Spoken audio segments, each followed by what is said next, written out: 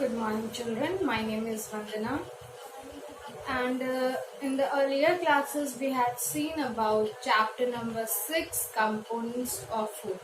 The chapter name is Components of Food, and about that chapter, we had seen many topics in the previous classes. So today we will start some new topic, but before starting any new topic, firstly we will revise the earlier one. Okay, now let's start. So in the earlier classes we had seen about the components of food. Earlier classes में हम लोगों ने components of food के बारे में देखा था. तो what is components of foods means components of foods, ये इसमें हम लोग ये देखे थे कि nutrients are classified into 5 major parts. Nutrients जो है वो 5 मेजर पार्ट्स में क्लासिफाइड है.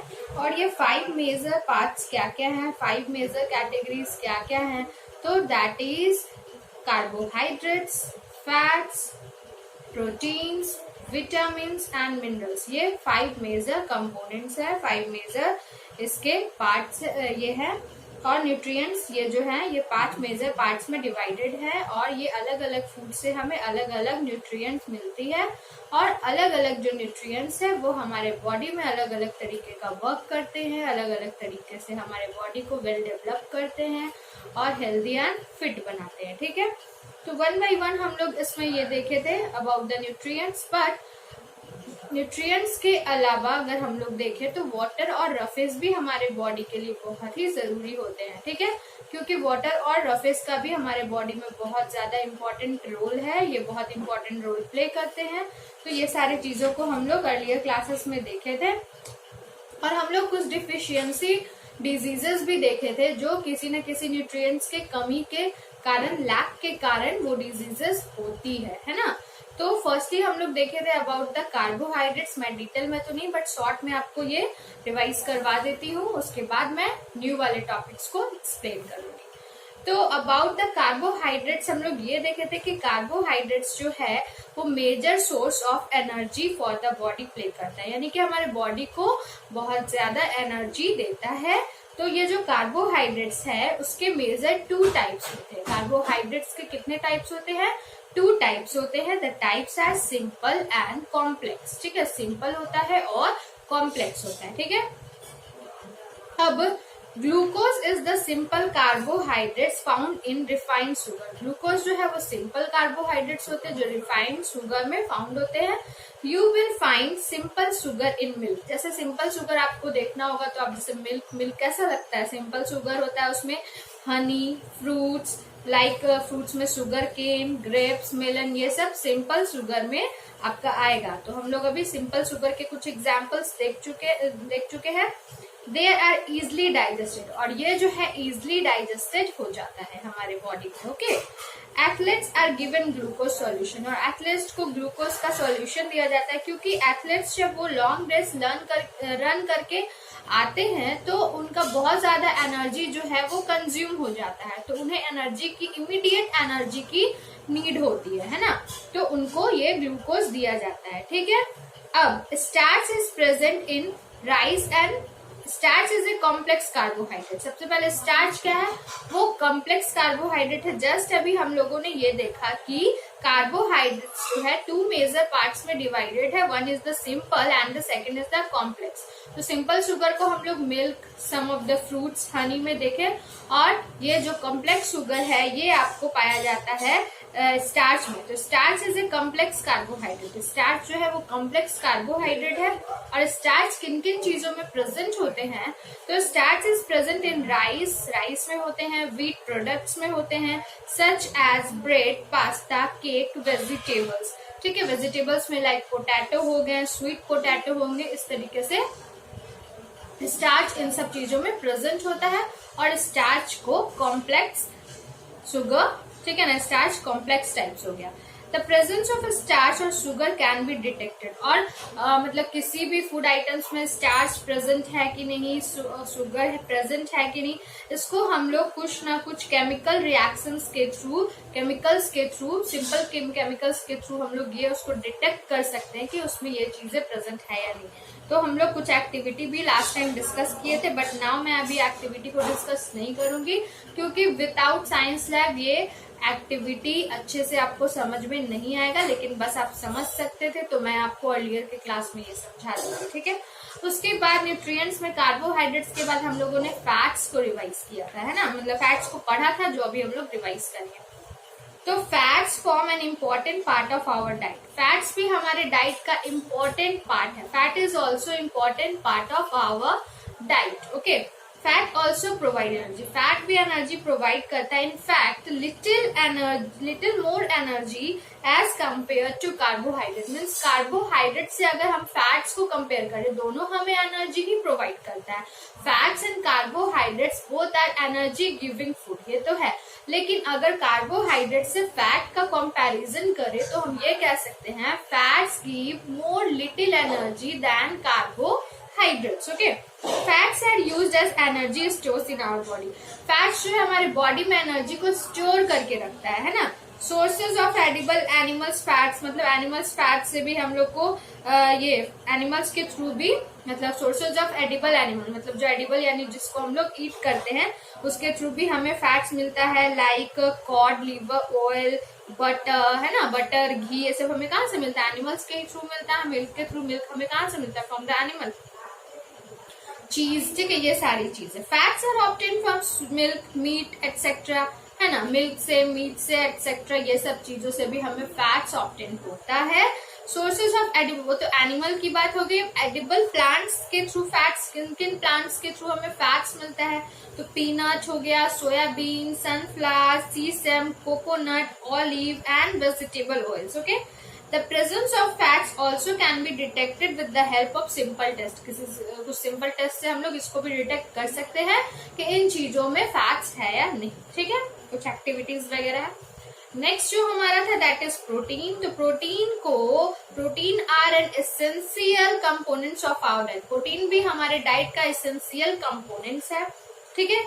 They are known as building block of life, जिसको बिल्डिंग ब्लॉक ऑफ लाइफ भी कहा जाता है, ठीक है ना, क्योंकि ये हमारा बिल्डिंग ब्लॉक यानी कि बिल्डिंग बनाता है ना, मतलब बॉडी का बिल्डिंग बनाता है, हाउस वाला नहीं, बॉडी वाला, है ना, ठीक है। These are complex substances found in, ये complex substances, और बहुत सारे फूड आइटम्स में ये होता है। और ये बनता कैसे है? Are made up of thousand of small units. Thousands of small unit से मिलकर ये प्रोटीन बनता है। और वो जो स्मॉल यूनिट्स होता है, थाउजेंड्स ऑफ स्मॉल यूनिट्स जो होते हैं ना, उसको बोलते हैं amino acid. That is called amino acid, okay. Now proteins are required for, protein हमारे बॉडी को क्यों रिक्वायर्ड है? अब फैट्स और कार्बोहाइड्रेट्स तो क्यों रिक्वायर्ड है? Because they give us energy to our body.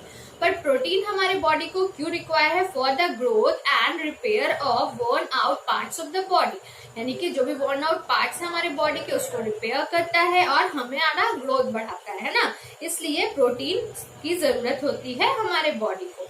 अब मसल्स इन द बॉडी, अब हमारे बॉडी में जो भी मसल्स बनते हैं ना, वो सारे किससे बनते हैं? With the protein. अगर प्रोटीन नहीं होगा तो मसल्स नहीं बनेंगे, है ना। प्रोटीन्स हमारे बॉडी को इसलिए जरूरी है। अब प्रोटीन्स जो है वो प्लांट से भी ऑब्टेन किया जाता है और एनिमल्स से भी। तो important plant sources of protein है। प्लांट्स के क्या क्या सोर्सेज से प्रोटीन ऑब्टेन होती है? तो that is pulses, nuts, seeds, legumes, ठीक है ना, इन सब चीजों से, प्लांट्स प्रोडक्ट से प्रोटीन ऑब्टेन होती है। और एनिमल सोर्सेज से कैसे प्रोटीन ऑब्टेन होती है? तो इंक्लूड मिल्क हो गया, मिल्क प्रोडक्ट्स हो गए, एग हो गया, फिश हो गया, पोल्ट्री एंड मीट हो गया, ठीक है। अब जो चिल्ड्रन होते हैं ना, तो चिल्ड्रन का जो एज होता है वो ग्रोइंग एज होता है, उस टाइम उनकी बढ़ती उम्र होती है, मीन्स की उनका ग्रोथ, बॉडी डेवलप होता है अच्छे से, तो उस टाइम उनको ज्यादा प्रोटीन की जरूरत होती है ना। तो चिल्ड्रन को प्रोटीन अच्छे से लेना चाहिए क्योंकि उसका ग्रोइंग एज है, उस टाइम वो अच्छे से बढ़ते हैं, हाइट है, वेट है, ठीक है ना। नेक्स्ट है vitamins do needed in small amount. Vitamin हमारे बॉडी को बहुत ज्यादा अमाउंट में नीडेड नहीं है, it is needed in small amount. Vitamin are very important for keeping our body healthy. Vitamin हमारे बॉडी को हेल्दी रखने के लिए बहुत ही इंपॉर्टेंट है।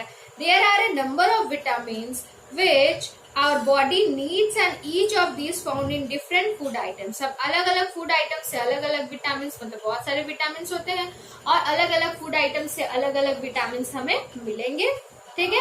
और जो भी है सब स्पेसिफिक रोल प्ले करता है, हमारे बॉडी का अच्छे से फंक्शन करता है। विटामिन ए होते हैं, vitamin B, vitamin C, vitamin D, E और भी के, ये सब भी बहुत सारे विटामिन होते हैं। तो जैसे कि ए हम कुछ आपको डिस्कस कर देते हैं। ए जो है वो आपको carrot, mango, liver, fish liver oil, butter, ये सारे चीजों से मिलेगा। Vitamin A good for eyes, hair and skin होते हैं। विटामिन बी की बात करें तो yeast, meat, fish, milk, green vegetables के थ्रू मिलते हैं, जो आपके मसल्स का, नर्व्स का और अच्छे से ग्रोथ करता है, प्रॉपर फंक्शन करता है। साइट्रस फ्रूट साइट्रस फ्रूट से आपको विटामिन सी मिलता है, जो आपके टीथ एंड गम्स को हेल्दी रखता है और रेसिस्टेंस अगेंस्ट डिजीजेस से लड़ता है। ठीक है। विटामिन डी आपको cod liver oil, milk, butter, exposure to sunlight, जो आपके बोन्स और टीथ को स्ट्रॉन्ग रखता है। तो ये था अबाउट द विटामिन। तो मीन्स कि हमें सारे न्यूट्रिएंट्स लेने की जरूरत है, बिकॉज हर न्यूट्रिएंट्स का अपना अलग अलग स्पेसिफिक रोल होता है और हमारे बॉडी में अलग अलग वेज में वो फंक्शन करते हैं। ओके। अब हमारा है मिनरल्स। तो मिनरल्स जो है These are needed by the body in small amount. वो हमारे बॉडी को वो भी स्मॉल अमाउंट में उसकी जरूरत होती है। They help in building up different parts of the body and carrying out various life processes. ठीक है। प्लांट एब्जॉर्ब मिनरल्स, प्लांट जो है वो सॉइल से मिनरल्स को ऑब्जॉर्ब करता है और एनिमल्स जो है वो प्लांट्स को फीड करते हैं। सो animals food also contain minerals. ठीक है। अब आते हैं रफेज और वाटर के बारे में। थोड़ा ज्यादा लॉन्ग हो रहा है आपका मतलब पिछले टॉपिक का रिवीजन, बट अब मैं आपको शॉर्ट में करते जाऊंगी क्योंकि मैं न्यू टॉपिक भी आपको डिस्कस करूंगी। ठीक है ना। तो रफेज भी हमारे बॉडी के लिए इसीलिए बहुत जरूरी है। In addition to the above nutrients, roughage और dietary fibre is an essential part of an healthy diet.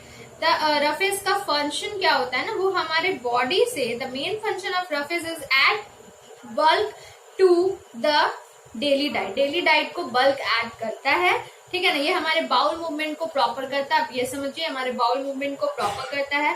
Roughage आपको क्या क्या चीजों से मिलेगी? प्लांट प्रोडक्ट से, जैसे फ्रूट से मिलेगी आपको roughage, example apples, pears, grapes. ठीक है ना। होल ग्रेन्स, ये सारी चीजों से आपको रफेज मिलेगी, जो आपके बॉडी में बाउल मूवमेंट को प्रॉपर करता है, फूड को अच्छे से डाइजेस्ट करेगा। वाटर भी हमारे बॉडी के लिए बहुत जरूरी है। एवरी डे हमें 6 to 8 ग्लासेस ऑफ वाटर पीने चाहिए। ठीक है ना। और अगर बहुत ज्यादा गर्मी हो, बहुत ज्यादा ड्राई वेदर हो, तो आप ट्राई कीजिए कि आप इससे भी ज्यादा वाटर पियो। वाटर हमारे बॉडी के लिए बहुत ही जरूरी है। बहुत चीजों को ये प्रॉपर करता है, प्रॉपर फंक्शन करता है। आपके बॉडी से वेस्टेज को एक्सक्रीट करता है through the urine and through the sweating. Balance diet क्या होता है? अब जो भी डाइट हम लोग लेते हैं वो जरूरी है कि वो बैलेंस अमाउंट में हो, राइट प्रोपोर्शन में हो। अगर हम इसको राइट प्रोपोर्शन में नहीं लेते हैं तो वो हमारे बॉडी को हार्म करेगा। But according to the age, according to the sex, यानी मेल या फीमेल, और फिर अकॉर्डिंग टू द वर्क, ये डिपेंड करता है कि अलग अलग उनका डाइट हो, है ना। अब जो ज्यादा फिजिकल वर्क करते होंगे तो उनको ज्यादा एनर्जी की जरूरत होगी, उनका डाइट कुछ और होगा। जो सिर्फ बैठ करके अपना वर्क करते होंगे उनका डाइट कुछ और होगा। अकॉर्डिंग टू द एज की बात करें, उनका डाइट कुछ और होगा। अकॉर्डिंग टू द सेक्स, यानी मेल या फीमेल की बात करें तो उनका डाइट कुछ और होगा। तो सबका ये अलग अलग वैरी करता है। ठीक है। अब फूड एंड हेल्थ की बात करें, अब जैसा फूड हम लोग खाते हैं वैसा हमारा हेल्थ होता है ना। मीन्स कि अगर हम लोग जंक फूड ज्यादा खाएंगे तो हमारा बॉडी जो है वो बहुत ज्यादा प्रॉपर मतलब वर्क नहीं करेगा, आप जल्दी बीमार पड़ोगे। अब न्यूट्रिशियस फूड आप खाओगे, सही से खाओगे, रेगुलर एक्सरसाइज, रेस्ट, स्लीप, सब कुछ सही से करोगे तो आप हेल्दी रहोगे। ठीक है। अब था क्वाशियोर कोर। ठीक है ना। क्वाशियोर कोर क्या था कि ये जो है ये चिल्ड्रन को ये डिजीज होता है। ये जो चिल्ड्रन जो है इस डिजीज से सफर करते हैं, और इसमें होता क्या है, ये जो डिजीज है वो मतलब कि जिन बच्चों में सफिशिएंट अमाउंट ऑफ कार्बोहाइड्रेट्स और प्रोटीन नहीं होते हैं ना, उनको ये डिजीज होता है। ठीक है। अकर करता है। जिसमें होता क्या है, लेग्स जो है बहुत लीन और थिन हो जाता है। लेग्स वाला जो रीजन है वो बहुत लीन और थिन हो जाता है। ठीक है ना। और जो एब्डोमेन है उनका, जो मतलब पेट है, वो बहुत स्वलन टाइप का हो जाता है, मतलब बल्जेस और बहुत बाहर निकला हुआ दिखता है। और उनका जो मेंटल और जो फिजिकल ग्रोथ है वो भी बहुत ही स्लो हो जाते हैं। तो वैसे चिल्ड्रन को कौन सा डिजीज अकर हुआ? तो क्वाशियोर कोर हुआ, है ना। ठीक है ना, क्वाशियोर कॉर्ड, ठीक है। अब नेक्स्ट है मरस्मस, ठीक है ना। मरस्मस क्या है, द डिजीज, ये जो है 1 साल या 1 साल से कम के बच्चों को होता है। ये डिफिशियंसी ऑफ यानी कि प्रोटीन, फैट्स और कार्बोहाइड्रेट्स की कमी के कारण ये डिजीजेस बच्चों को होते हैं। The child suffering from this diseases become thin and underweight. जिन बच्चों को ये डिजीजेस होता है वो बच्चे काफी थिन होने लगते हैं, अंडरवेट होने लग जाते हैं, है ना। उनका स्किन जो है वो ड्राई होने लग जाता है, ठीक है ना। लूज एंड डेवलप फोल्ड्स होने लगते हैं उनके स्किन पे, और ये बच्चे बहुत इरिटेबल होते हैं। Is it clear? अब जो हमारा आज का टॉपिक है वो मैं अब स्टार्ट करने वाली हूँ। आपके टॉपिक का नाम है रिकेट्स एंड ऑस्टियोमलेशिया, ठीक है ना। ऑस्टियोमलेशिया, रिकेट्स एंड ऑस्टियोमलेशिया, इस टॉपिक को मैं अब स्टार्ट करती हूँ। Okay, now we will see this topic. Okay, rickets and now we will see about the rickets and osteomalacia.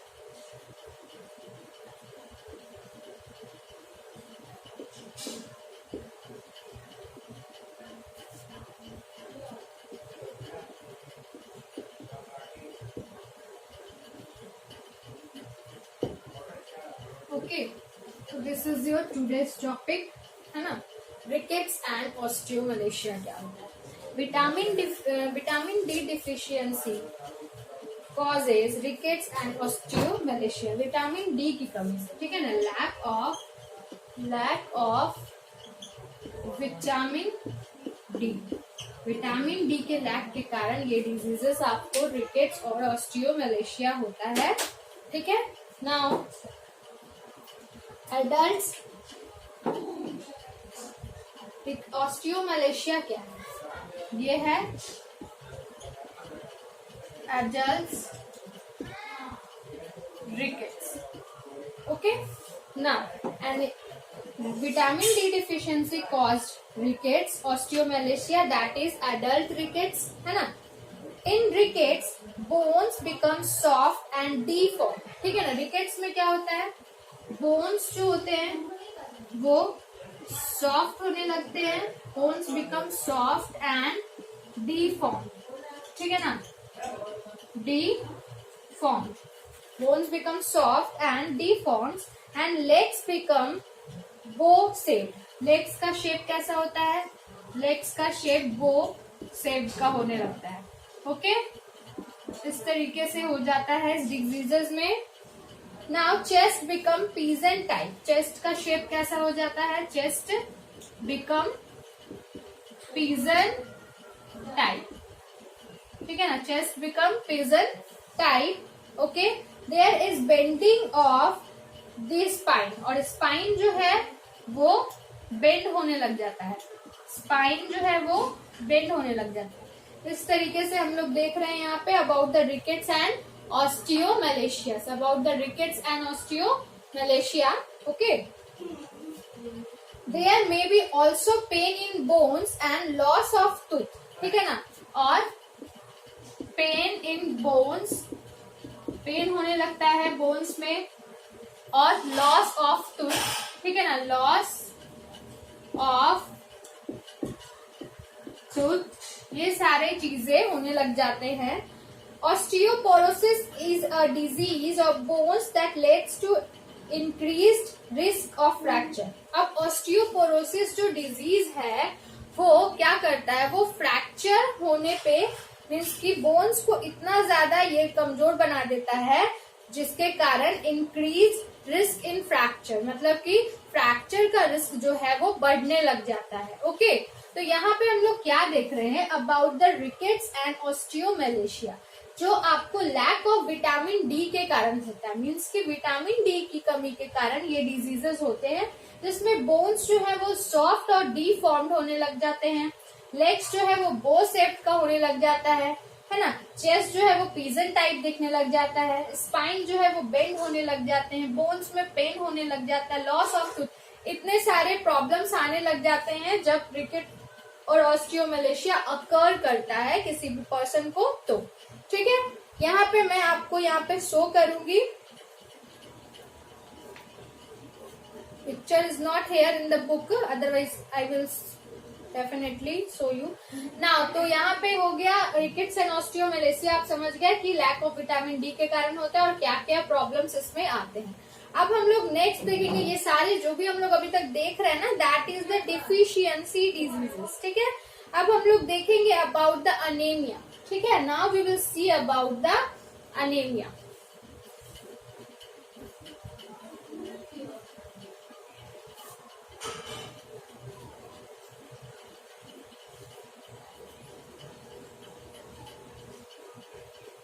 See, next is your, that is anemia.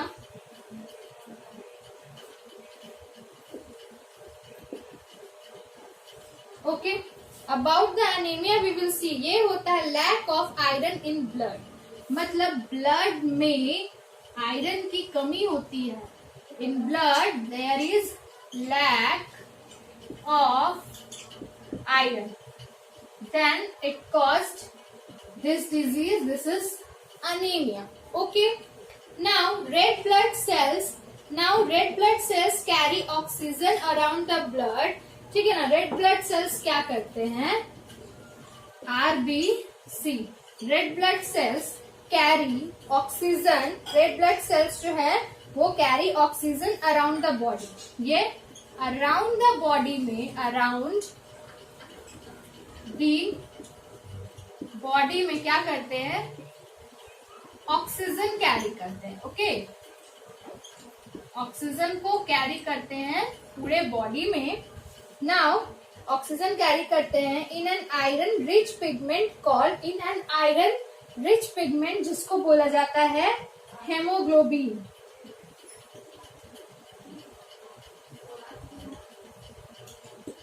ठीक है ना, this is iron rich pigment and iron का rich pigment होता है in the blood, that is called hemoglobin.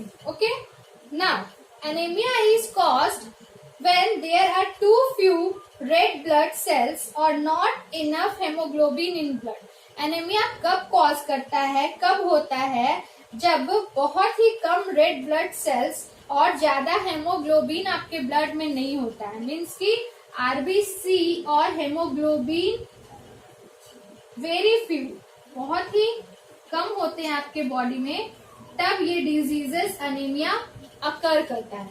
Okay, anaemia is cause when there is too few blood cells और not enough haemoglobin in blood. Okay, common symptom, इस anaemia के कुछ common symptom है, that is we will see some common symptom of anaemia is, that is common symptom of anaemia.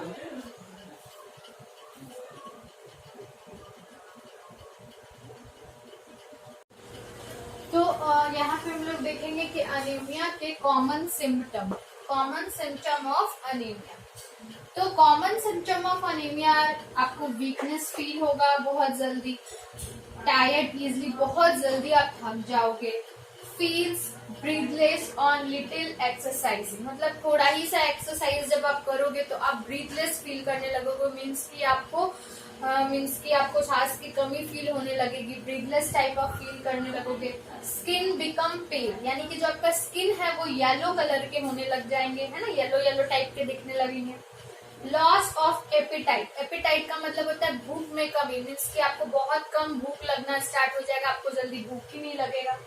Next है rapid pulse और palpitations, ठीक है ना, आपको रैपिड पल्स यानी कि आपकी जो धड़कन है वो बहुत ज्यादा तेज चलने लगेगी। ठीक है, तो ये सारे कुछ कॉमन सिम्टम है अनीमिया के। क्या क्या कॉमन सिम्टम है, weakness, tired easily, feels breathless on little exercising, skin become pale, loss of appetite यानी भूख कम लगना, भूख में कमी, रैपिड पल्स और पैल्पिटेशंस यानी कि पल्स रेट जो है वो बहुत ज्यादा फास्ट होने लग जाएगा। ठीक है, तो ये सब कुछ कॉमन सिम्टम है अनीमिया के। ठीक है, इसके अलावा मान लो किसी पर्सन का ऑपरेशन होता है या उनको कुछ इंजरीज हो जाती है, तो उस केस में क्या होगा कि लॉस ऑफ ब्लड होने लग जाएंगे, मीन्स की ब्लीडिंग बहुत ज्यादा होने लग जाएगा, ठीक है ना। तो ये रीजन भी होता है, ये कारण भी हो जाता है अनीमिया के टाइम पे। You may develop anaemia if you loss a lot of blood due to injury और ऑपरेशन, मतलब किसी इंजरी और ऑपरेशन के कारण कुछ ज्यादा लॉस ऑफ ब्लड आपका होने लग जाएगा, ठीक है ना। Now women who have anaemia, ठीक है ना, जिस वुमेन को अनीमिया हो जाती है वो heavy bleeding during the menstrual period के टाइम पे भी वो बहुत ज्यादा हेवी ब्लीडिंग होने लग जाता है उन वुमेन को, कैन ऑल्सो डेवलप एनीमिया, और जिस कारण भी एनीमिया हो जाता है, ठीक है ना। अब ये एनीमिया के बारे में तो हम लोग देख लिए कि क्या क्या प्रॉब्लम्स को फेसेस करना पड़ता है जब किसी भी पर्सन को एनीमिया अकर करता है, तो ठीक है ना। अब इसके बारे में हम लोग देखेंगे कि इसके मतलब इसमें कौन सा न्यूट्रिएंट्स लें, किस तरीके से न्यूट्रिएंट्स को लें कि हम हेल्दी रहें और अनीमिया किसी को भी ना, है ना। The nutrients you need to make healthy red blood cells है, तो ये रेड ब्लड सेल्स के ही थ्रू होता है ये अनीमिया। तो ऐसे न्यूट्रिएंट्स लेने होंगे जो आपके रेड ब्लड सेल्स को हेल्दी रखें। ओके, नाउ लेट्स सी, अब हम लोग देखेंगे about the red blood cells को किस तरीके से हेल्दी रखा जाए। ओके, नाउ सी, तो common symptom is over here.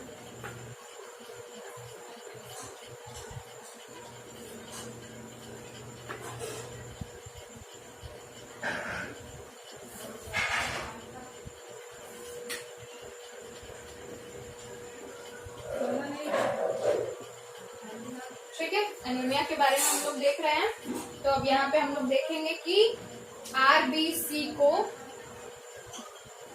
यानी रेड ब्लड सेल्स को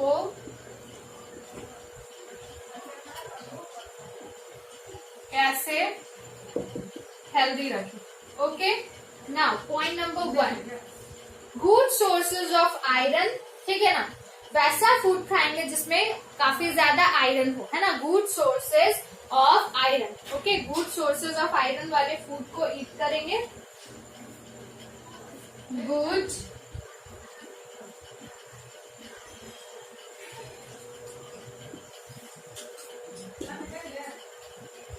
ठीक है, आयरन वाले फूड्स को जैसे मीट, लिवर, ठीक है। नेक्स्ट है green vegetable, dried fruits,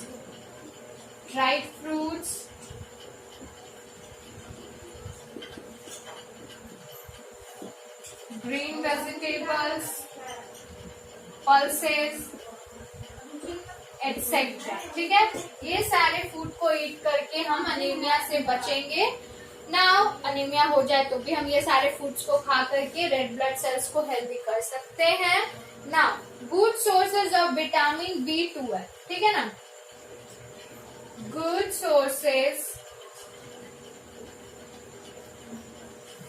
of vitamin B12 include milk, meat, cheese, ठीक है ना, include milk, meat, cheese, okay, cheese, eggs and 45 foods, ठीक है। इस तरीके से हम लोग खा करके यहाँ पे 45 फूड को, folate which is found in liver, ठीक है ना, फोलेट जो है वो लीवर में फाउंड होता है। East extract, green leafy vegetable, orange and green. अब अगर किसी भी पर्सन को सेवर एनीमिया हो जाता है, यानी कि गंभीर रूप में एनीमिया हो जाता है, तो उनको ब्लड ट्रांसफ्यूजन मीन्स की ब्लड चढ़ाने की जरूरत भी आ जाती है, ठीक है। तो इस तरीके से हम ये सारे फूड को ईट करके हम अनीमिया से बच सकते हैं। अगर हो जाए किसी को भी अनीमिया, ऐसा आपको मीन्स के ऐसे सिम्टम फील होने लगे, तो आप इस टाइप के फूड को खाना स्टार्ट कर दो कि ब्लड ट्रांसफ्यूजन की नौबत नहीं आए, है ना। अब नेक्स्ट जो हमारा है that is goitre. Okay, next topic this is about the goitre. यहाँ पे अनीमिया का टॉपिक आपका ओवर हुआ। अब हम लोग नेक्स्ट डिजीजेस देखेंगे that is goitre.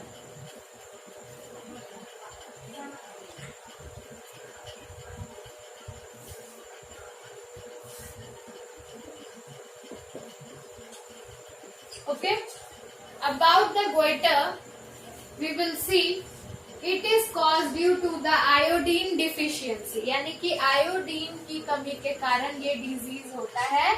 Iodine deficiency disease इसको कहेंगे। Okay, now neck region become enlarge. जो नेक का जो रीजन होता है ना वो इनलार्ज हो जाता है, यानी कि बहुत ज्यादा बढ़ने लग जाता है, स्वेलिंग टाइप का। सॉरी, नेक रीजन जो होते हैं वो कैसा होने लग जाते हैं, enlarge. Okay, now there is slow mental and physical development in children. अब चिल्ड्रन में क्या होता है, मेंटल एंड फिजिकल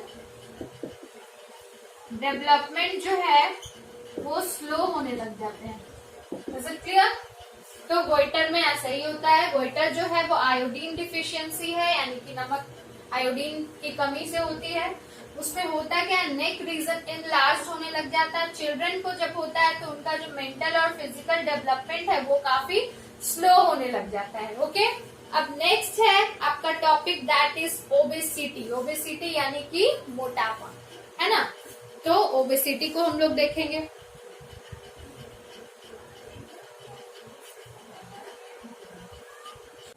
तो our next topic is that is obesity. So now see obesity.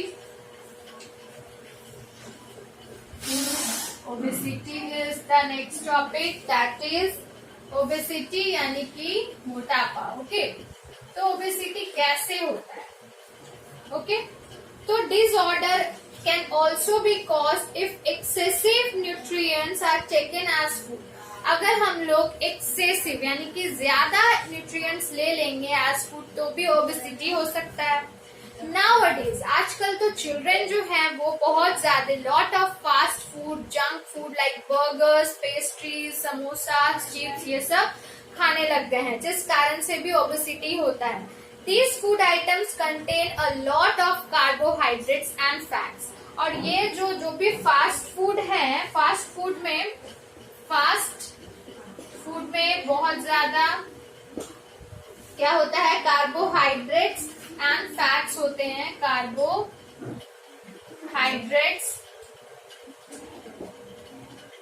And fats होते हैं, ठीक है। तो एक्सेसिव न्यूट्रिएंट्स लेने से eating such food in large amount में कॉज ओबेसिटी। और ये जो pizza, burgers,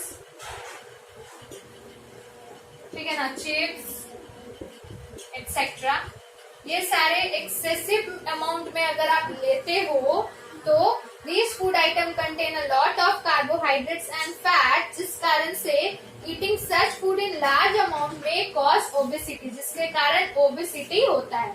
extreme increase in weight. Obesity को हम लोग इस तरीके से भी डिफाइन कर सकते हैं, एक्सट्रीम इंक्रीज इन वेट।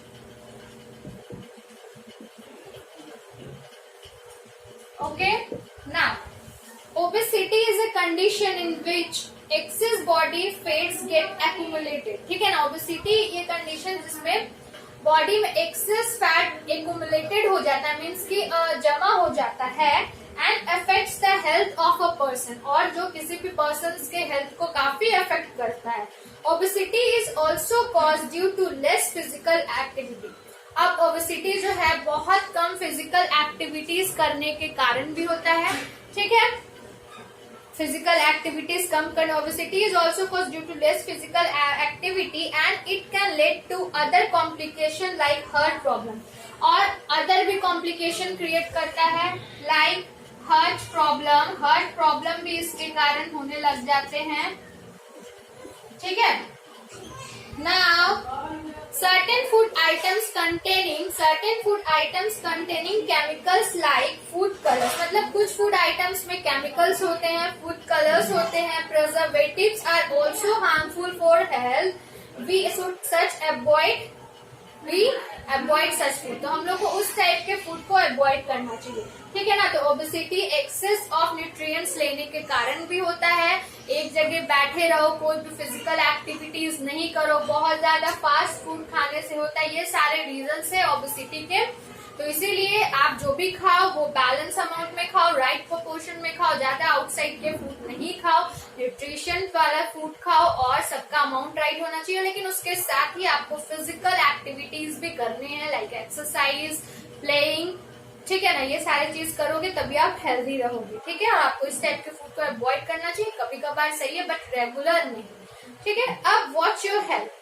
अब आपको कुछ हेल्दी फूड हैबिट्स अपनाने होंगे, फॉलो करने होंगे। Healthy food and healthy food habits, ठीक है ना। हेल्दी फूड खाना और हेल्दी फूड हैबिट्स को फॉलो करना, दोनों आप अगर करते हो तो आप हेल्थ एंड हर्टी रहते हो, यानी चुस्त एंड दुरुस्त, ठीक है ना। लाइक इस टाइप से रहोगे। Keep in mind the following, कुछ आपको हेल्दी टिप्स बताए जा रहे हैं, उसको आप अच्छे से अपने माइंड में रखो। Wash your hand before and after having meal. जब भी आप फूड खाने के लिए, मील खाने के लिए बैठते हो तो आप खाने से पहले और खाने के बाद अच्छे तरीके से अपने हैंड को वॉश करो। ईट फ्रेश फूड, हमेशा फ्रेश फूड खाओ। Do not let food gate spoiled, spoiled food कभी भी नहीं खाना चाहिए। Do not eat too much of junk food like chips and burgers, कभी भी ज्यादा जंक फूड नहीं खाना चाहिए, like chips and burgers. Do not over ईट, कभी भी ज्यादा नहीं खाना चाहिए। कम खाना हेल्थ के लिए सही है बट ज्यादा खाना बिल्कुल सही नहीं। कम का मतलब इतना भी कम नहीं कि आपके हेल्थ को कुछ इफेक्ट ही ना करे, मीन्स की लिमिटेड खाओ बट अनलिमिटेड नहीं। Eat food at regular interval of time, means की थोड़े थोड़े देर के बाद, मतलब रेगुलर इंटरवल, कुछ घंटों के बाद कुछ हमें खाते रहना चाहिए। ऐसा नहीं कि मॉर्निंग में खाएं और सीधे रात में खा रहे। रेगुलर इंटरवल, 3 घंटे के इंटरवल्स पे आप कुछ ना कुछ खाते रहो, ठीक है। Chew the food properly before swallowing, निगलने से पहले किसी भी फूड को अच्छे तरीके से उसे च्यूइंग करना चाहिए, अच्छे से चबा करके, अच्छे से, मतलब 30 to 32 टाइम्स आप उसको च्यूइंग करो और उसके बाद फूड को स्वेलो करो। तो ये आप हेल्दी फूड और हेल्दी हैबिट्स को फॉलो करोगे तभी आप हेल्दी रहोगे। और अपने लाइफ में बहुत कुछ करना है तो हेल्दी रहना तो बहुत ही जरूरी है, तभी हम किसी भी काम को प्रॉपरली कर सकते हैं। तो स्टूडेंट्स, आपका ये chapter number 6 components of foods आज कंप्लीट हो गया है। तो ये चैप्टर को आप अच्छे से, सारे वीडियोस को अच्छे से देखोगे, आपको पूरा चैप्टर कंप्लीट वे में समझ में आ जाएगा। Okay, thank you, that's it for today.